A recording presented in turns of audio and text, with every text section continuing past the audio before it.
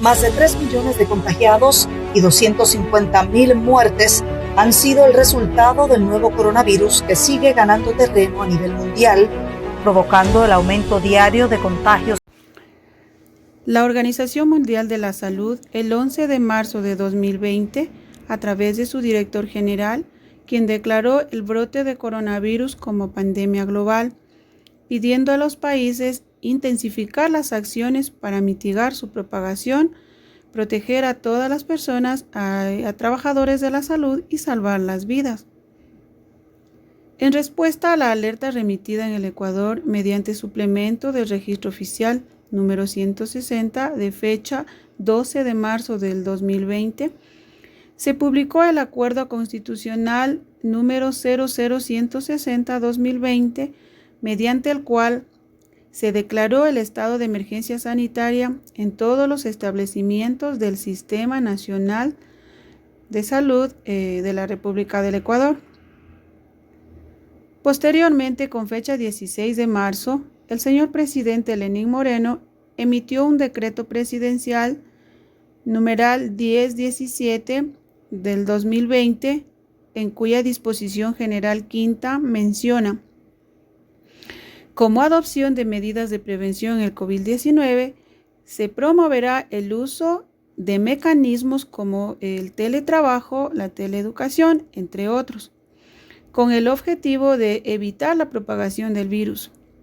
Asimismo, en el artículo 5 se dispone la declaratoria de toque de queda a nivel nacional desde el 17 de marzo del 2020, acorde a las directrices del COE nacional, con el cual se decretó la prohibición de circulación y funcionamiento de todo tipo de servicio no esencial con la finalidad de evitar la propagación del virus. En el Ecuador, debido a la pandemia por el COVID-19, quedaron completamente suspendidas escuelas, colegios, universidades, que se han visto afectados con un aproximado de 4.6 millones de estudiantes. Con todo este antecedente, se ha evidenciado una necesidad imperiosa de acompañar, orientar y fortalecer a través de plataformas virtuales. Buscar estrategias tanto para docentes, estudiantes y padres de familia puedan continuar los procesos educativos de manera virtual. Dentro de este contexto, los niños y las niñas adolescentes se enfrentan a un gran desafío de continuar aprendiendo, a pesar que en el Ecuador solo el 37% de los hogares tiene un acceso a Internet, lo que significa que 6 de cada 10 niños no pueden continuar sus estudios a través de plataformas digitales. La situación es más grave para los niños de zonas rurales, teniendo en cuenta que solo el 16% de los hogares tienen Internet. ¿Y qué es eso de la educación virtual? Con el desarrollo de las TICs han crecido las oportunidades de las personas para acceder a la educación de calidad, sin importar el momento o el lugar en el cual se encuentren, eliminando el tiempo y la distancia para aprender. La educación virtual se basa en el desarrollo de programas de formación en el ciberespacio, siendo su fin propiciar espacios para la generación de una nueva cultura en la educación. ¿Cuáles son las características de la educación virtual? La generación de espacios flexibles e interactivos que superen los obstáculos de espacio-tiempo, ampliando los escenarios y posibilidades de aprendizaje. El alumno es el elemento más activo en el proceso, pues él es el responsable de gestionar su proceso formativo y marcar su ritmo de aprendizaje. De él depende el éxito en el proceso de formación.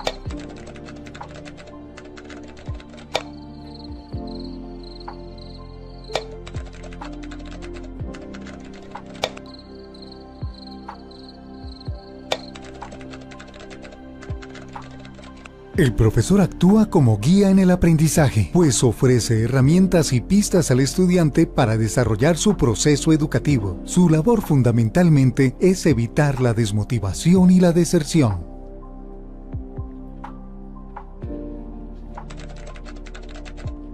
Posibilita el surgimiento de comunidades educativas virtuales con la utilización de herramientas innovadoras para dar seguimiento de las actividades propuestas, material de estudio y centros de documentación online.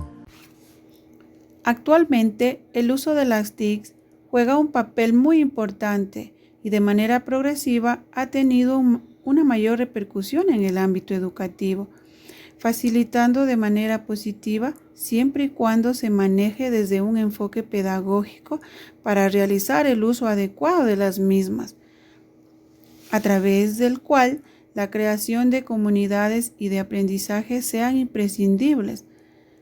Para ello es necesario que un docente esté formado en este ámbito, que involucre a sus estudiantes y a los padres sobre el uso adecuado de ellas.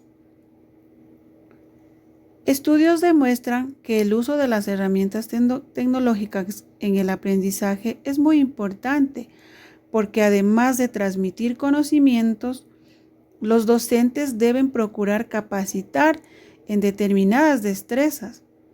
En este proceso es muy importante y debe darse de manera integrada la familia, la escuela y la sociedad. Para garantizar la educación, UNICEF trabaja con el Ministerio de Educación para que los niños que no tienen acceso a Internet accedan a contenidos educativos de calidad a través de radio y televisión. Para ello, se está recopilando material educativo de todo el mundo y produciendo contenido a nivel nacional para que cada niño continúe aprendiendo. Pero también alerta que el estrés y la ansiedad de los niños debido al confinamiento puede aumentar aún más si los niños asumen demasiadas cargas académicas, independientemente del medio que estén utilizando para estudiar. Además, recomienda a las familias, a la medida de lo posible, promover el juego, la lectura, el arte y el movimiento, ya que estas actividades contribuyen al aprendizaje de los niños. A través de estas actividades y la rutina diaria, es muy importante que los padres se conecten con sus hijos, los escuchen y les den mucho cariño. De esta manera, se los protege del impacto secundario del virus.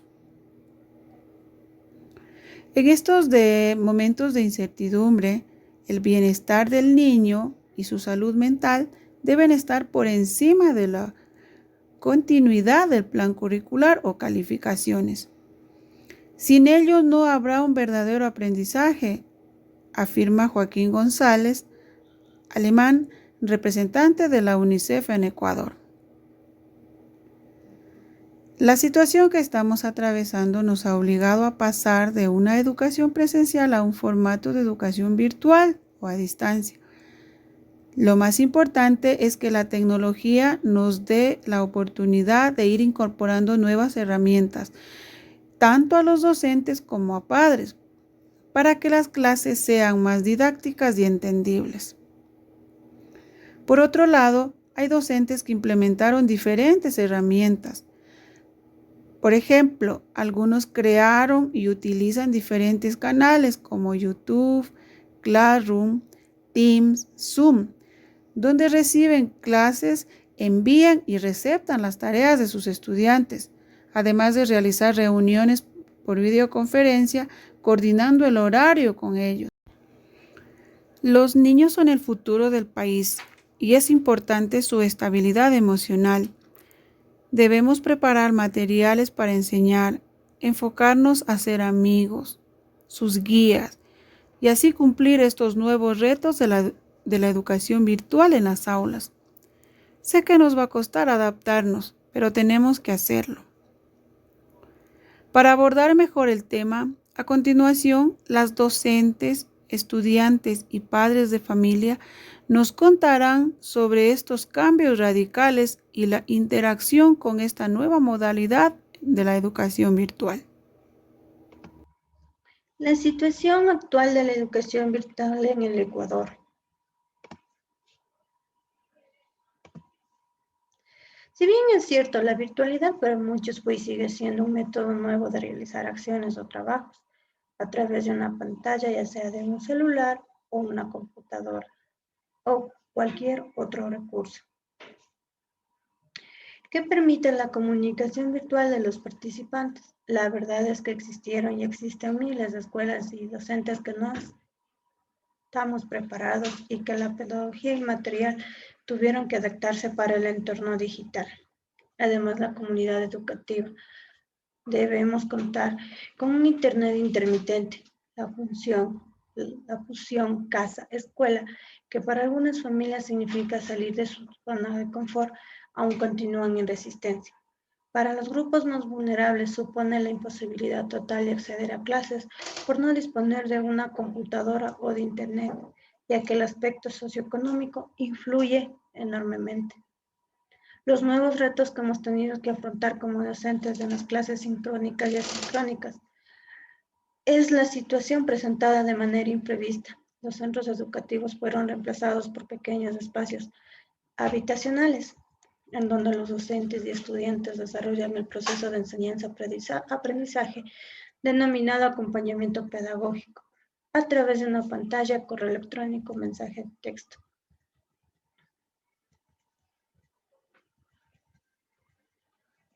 Si bien existen diversas herramientas desarrolladas para tal fin, su uso se encuentra limitado en nuestro entorno, ya que algunas no están preparadas para ejecutarse sobre infraestructuras de red que garanticen calidad de servicio en video y audio, y otras se encuentran desarrolladas bajo licencias comerciales que hacen difícil su adquisición.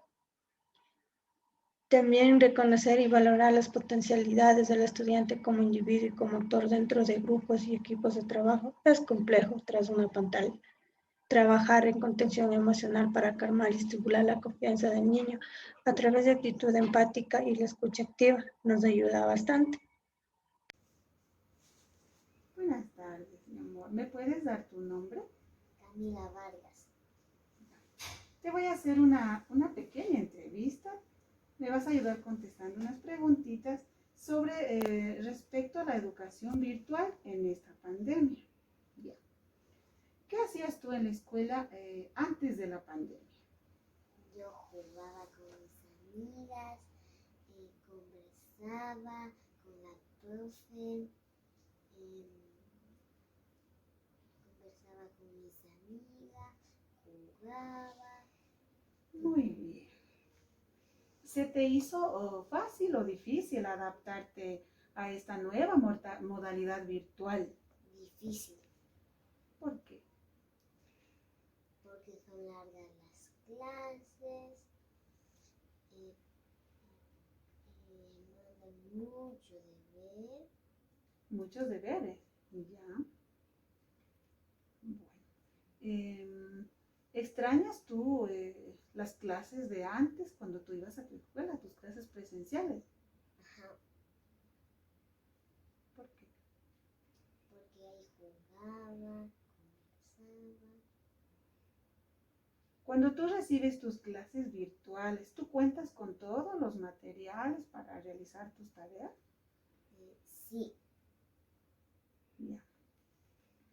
En esta nueva modalidad de educación virtual, ¿cómo es tu rutina, tu día a día? bien, mal, ¿Mal? ¿Por qué? porque son larguísimas las clases. Ella no conversa. Buenas tardes. ¿Cuál es tu nombre? Mi nombre es Dominica. Mi nombre es Lilia Yuri. Un gusto y gracias por ayudarme en esta entrevista sobre el tema de la modalidad virtual en esta pandemia. Te voy a hacer unas preguntitas, ya, Romeo. ¿Qué hacías tú en la escuela antes de la pandemia? Yo tomaba clases Jugaba con mi profesora, cada vez reíamos ya que uno podría hacer una broma y eso. Muy bien. ¿Se te hizo fácil o difícil adaptarte a esta nueva modalidad virtual? Se me hizo difícil porque extraño a mis amigos más cercanos. Ya. ¿Qué extrañas de tus clases presenciales? Extraño a mis amigos, a mi licenciada y a la escuela ya que no podemos salir de casa. ¿Tú cuentas con materiales para recibir tus clases? Sí, Durante las clases, ¿tú interactúas, tú participas con tu docente?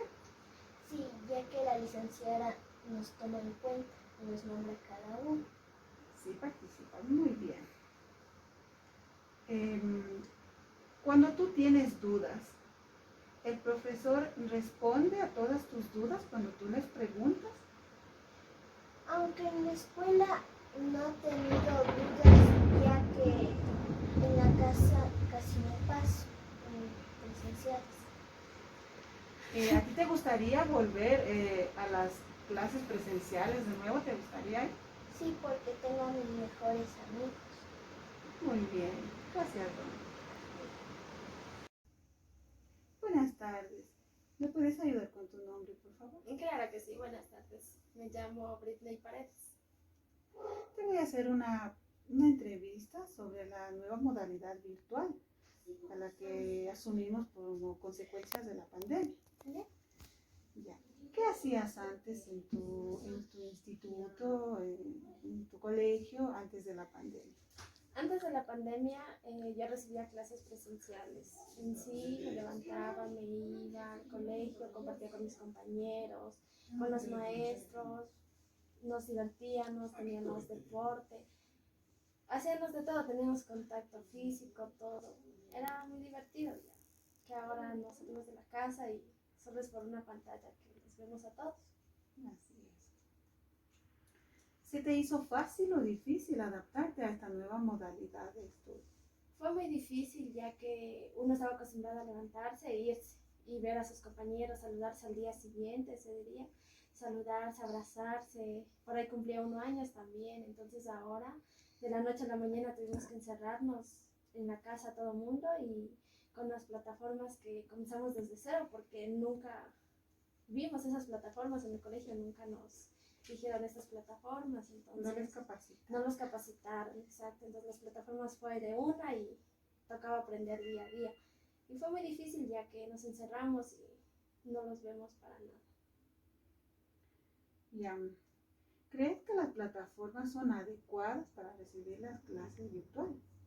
Yo creo que son adecuadas, pero el problema es aquí que no hay capacitaciones, digamos, solo nos dicen instalen tal plataforma y nos van explicando hace rato. Yo creo que con alguna capacitación que hubiéramos tenido antes hubieran sido bien adecuadas, pero por el momento sí se nos hace difícil adaptarnos a esas plataformas. El tema de conectividad. En el tema de conectividad también es otro, ya que hay muchos estudiantes que a veces por la lluvia o que por esto se va la luz y no se conectan. Y hay muchos estudiantes que no tienen internet, sino que solo es con datos en el teléfono y así. Uh-huh. ¿Siente que la comunicación entre estudiante y docente es participativa? No, ya que el maestro ahora más se dedica como a dar la clase rápido, porque encima la plataforma no es que es mucho tiempo, entonces solo se dedica a dar la clase.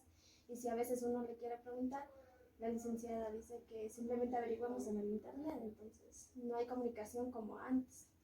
Uh-huh. ¿Te gustaría volver a clases presenciales? Sí, sería muy divertido volver a ver a todos, a volver a la rutina de siempre que éramos enseñados. Muy bien. ¿Me puede ayudar con su nombre, por favor? Bueno, mi nombre es Jimena Santos. Mi nombre es Miguel Yuri. Le voy a hacer unas preguntitas respecto a la educación virtual, la que están teniendo nuestros niños en estos tiempos de pandemia. Ya. ¿Qué opina usted sobre esta nueva modalidad de educación virtual? Chuta, bueno, yo como madre de familia sí me parece un poco complicado porque no es lo mismo que el niño esté con su profesor, ya que él tiene como más, ¿cómo explico? O sea, más práctica y les enseña de una forma diferente a la que uno como madre de familia se les puede ayudar o enseñar, pero no es lo mismo la experiencia e incluso la educación del docente para con el niño, entonces para mí sí es un poquito complicado. Sí. ¿Cree que las plataformas son adecuadas para sus hijos? Las plataformas en este momento en lo que es, bueno, mi hija está en una institución fiscal, sí hay un poquito de complicación porque a veces las plataformas se colapsan o no se abren o a veces el tiempo de espera es diferente, a veces ya no pueden entrar a la clase o simplemente se les va el internet, entonces para mí sí es un poquito complicado y un poquito duro también en esa situación porque sí se toca luchar un poquito para que ellos estén ahí conectados y no falten o no tengan complicación en lo que es el estudio. Okay. ¿Su hijo cuenta con un lugar apropiado para recibir clases virtuales? A mi parecer sí, porque tiene su escritorio, posee su celular y todo para poder recibir ahí clases y que esté cómodo. ¿Con qué frecuencia usted ayuda a realizar las tareas a su hijo? O sea, en sí yo no paso con él, yo salgo a trabajar, pero él realiza los deberes solo. Al momento que yo llego del trabajo, yo le reviso a ver si es que está bien, si está mal, si está algo mal, le hago corregir para que pueda mandarle al profesor sus deberes y no se quede con cero, tenga nota en sus deberes. Okay. ¿Siente usted que la comunicación entre docente y estudiante es fluida? En el caso de mi hijo, sí están ahí los profesores, los licenciados, todos están atrás, les están diciendo que manden sus talleres, les están haciendo evaluaciones y todo. Y él también es responsable con eso, pero sí hay compañeritos en el grado de mi hijo mismo en el curso que no se conectan a clases, no mandan deberes, entonces ahí tienen que estar los licenciados luchando con esos niños porque no tienen incluso a veces nota y les toca estarles llama y a veces no tienen el número que ellos les mandan, entonces es un poquito complicado, más creo que para el docente que para el alumno. ¿Usted cree que se ve afectada la educación de su hijo con esta nueva modalidad? Para mí sí se ve afectada, a pesar que, como vuelvo y lo repito, a pesar que él sí es un niño que es aplicado y todo, pero hay cosas que sí se le dificulta, hay cosas que no entiende y uno como padre le toca reforzarle. Pero yo pienso que al momento que ellos van presencialmente a una institución, ya el docente ya realiza su trabajo con el alumno. Entonces el padre de familia sí es un poquito complicado tratar, sobre todo que ellos entiendan. Estimada docente, le doy la más cordial bienvenida a esta entrevista. Buenas noches, mi nombre es Jenny Saltos, yo soy licenciada en Ciencias de la Educación, también tengo una especialidad en lo que es Psicología Educativa. Le voy a hacer unas preguntas, una entrevista sobre la situación actual de la educación virtual como consecuencia de esta pandemia. Para ello, que nos ayude muy gentilmente desde su punto de vista, cómo es que vive usted el día a día, tanto con los padres de familia, con los estudiantes, eso muy gentilmente, por favor. ¿Qué nuevos retos afronta usted como docente para realizar sus clases tanto sincrónicas como asincrónicas en estos entornos educativos? Muchas gracias. Bueno, como principal reto que creo que la mayoría de docentes tuvimos que afrontar es primero la conectividad de los chicos, entendiendo que no todos tienen las mismas oportunidades de conectividad en sus hogares. También hay que tomar en cuenta que dentro del hogar hay varios niños o estudiantes, entonces no todos cuentan con un dispositivo adecuado para entrar a sus clases. Entonces, Esos son los principales retos que hemos tenido que afrontar, los retos tecnológicos. También, bueno, en este caso con los padres de familia, que es obvio que ellos, pues muchos no están preparados como para cumplir el rol como un docente, pero sin embargo, pues se ha ido ya en este tiempo un poquito acoplando y se han ido ellos también un poquito más involucrando en la educación de sus hijos. ¿Cómo enfrenta usted sus nuevos desafíos tecnológicos? Ya. Bueno, de mi parte, como les había indicado, ¿no? Siempre lo primero que a todos creo que nos pasó fue implementar las clases virtuales, por ejemplo, capacitarnos en lo que son aulas virtuales y cómo podemos manejarnos dentro de un aula virtual. Entonces yo pienso que aquí lo más importante también es la actitud que uno tiene como docente de seguirse educando, de prepararse, también de autoeducarse, porque muchos no estuvimos preparados y pues nos tocó en la marcha ir aprendiendo, a veces con los errores, con aciertos, pidiendo ayuda a otras personas que tal vez tenían más conocimiento en el área tecnológica, pero creo que en este caso contó mucho la actitud que uno tiene de también irse preparando y asumiendo los nuevos retos que nos puso esta pandemia. Así es. ¿Cuáles son las estrategias que usted desarrolla para dentro del área de destrezas y habilidades, en este caso, por ejemplo, en los niños de 5 a 6 años que están recién aprendiendo a escribir y a leer? ¿Cómo desarrolla usted esas habilidades? Claro. Bueno, en este sentido nosotros tenemos que tomar en cuenta que el currículum que nosotros estamos aplicando actualmente no es el que comúnmente se venía aplicando. Estamos trabajando con un currículum priorizado. Una estrategia que, bueno, a mí me ha servido y que he tomado yo en cuenta eso es, como digo, involucrar más a los padres de familia en el proceso educativo. Por ejemplo, cuando los niños están aprendiendo una letra o cómo se traza una letra, pues envío videos de la actividad, explicándoles cómo tienen que ser las actividades, hago videos de cómo tienen que trazar la letra o cómo es lo que el niño va a trabajar para que los papitos lo puedan observar, pues, y ellos también puedan apoyarme desde casa, porque es ahora realmente un apoyo fundamental los papás desde la casa, y ellos son realmente los que hacen las actividades con los niños. Entonces a mí mi estrategia es involucrarles a los papitos más en este proceso y que ellos pues me puedan apoyar desde la casa. Qué bueno. ¿De qué forma usted atiende las necesidades educativas especiales en el aula? Ya. Bueno, una recomendación de lo que son necesidades educativas depende mucho también del diagnóstico que tenga el estudiante, porque no es lo mismo trabajar con un estudiante con TDA, con un estudiante que tenga, por ejemplo, Asperger.